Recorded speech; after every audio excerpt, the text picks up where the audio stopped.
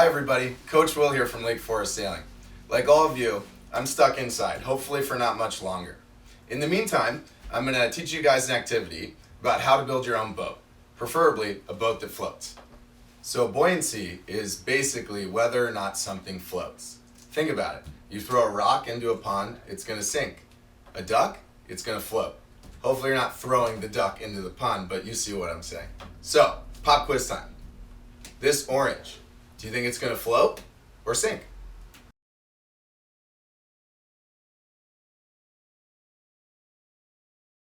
All right, let's see who was correct.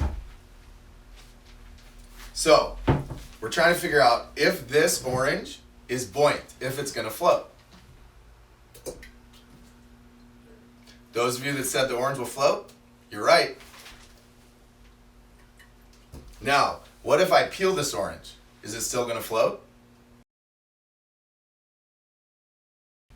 So the orange with the peel on it, it floated. Now a peeled orange, the exact same one, let's see if it floats or if it sinks. So the peeled orange, as you can tell, it sinks.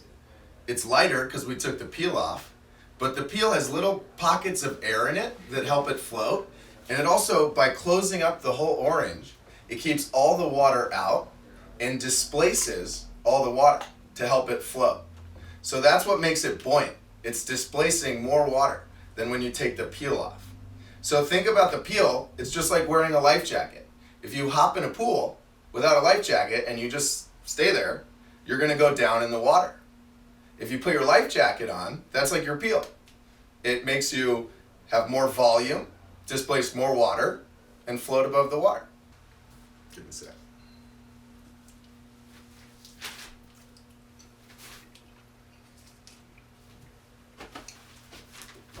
So, I know what you're thinking. All right, Coach Will, you showed us how an orange with the peel on it floats, and when you peel it, it's less buoyant, it's more dense, less volume, it sinks. Cool. What about real boats? Well, there's a boat, a ship, called the Pioneering Spirit. It displaces, it moves as much water as 300,000 elephants, and it still floats.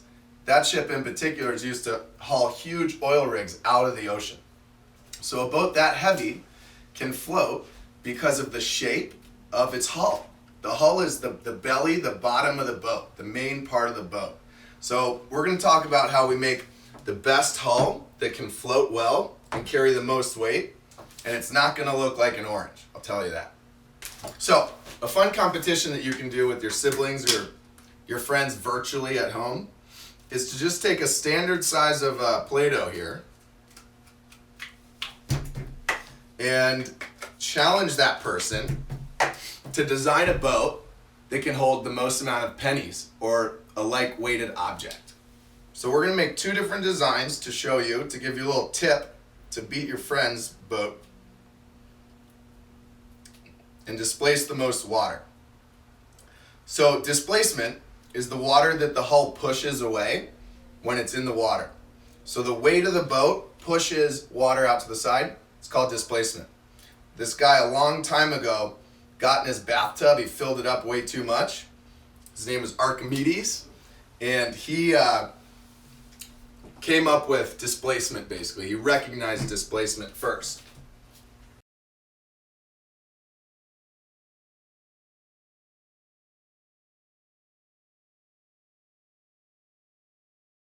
All right, so we're talking about hull design. Which one of these two Play-Doh boats is going to hold the most weight or float while holding the most weight? Our blue one here is smaller.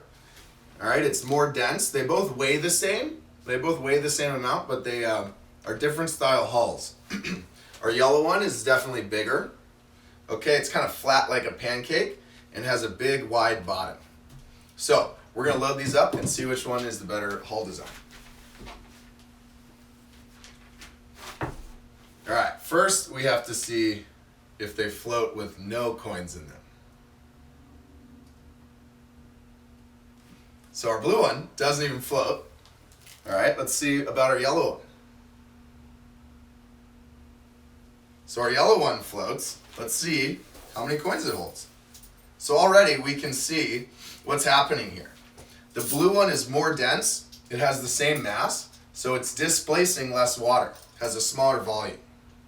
We've got 1/4 in yellow, 2/4, 3/4, 4/4, $1, $1.25, $1.50, $2.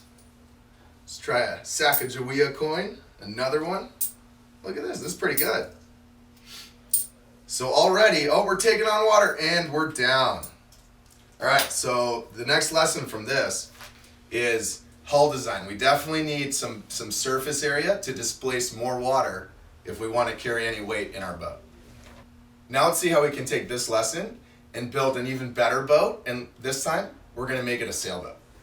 All right, so now we've learned for a boat to float, it has to be buoyant. All right, it has to be positively buoyant, which basically just means that it has to float.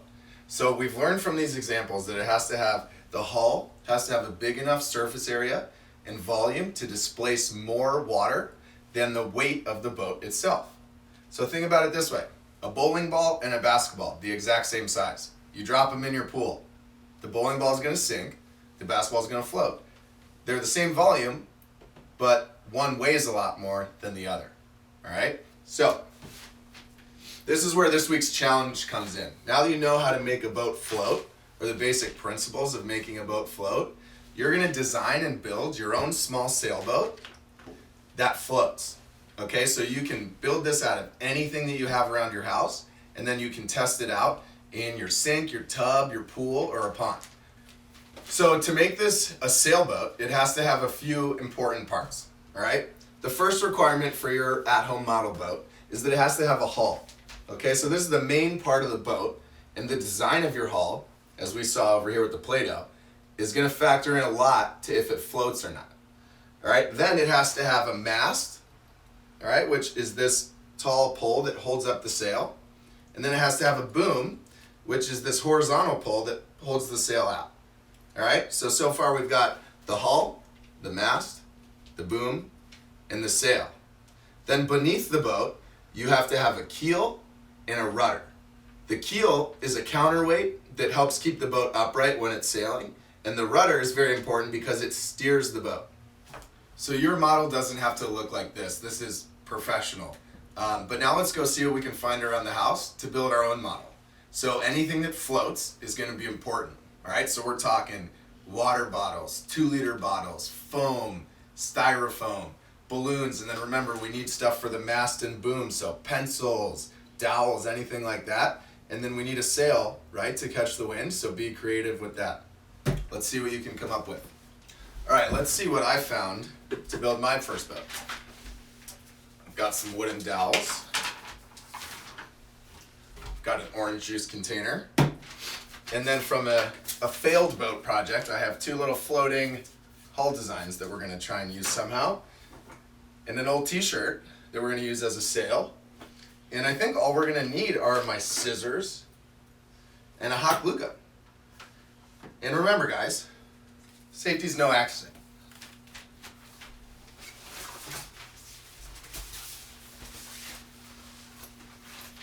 All right, guys, so here's the first boat that I built with stuff laying around my house.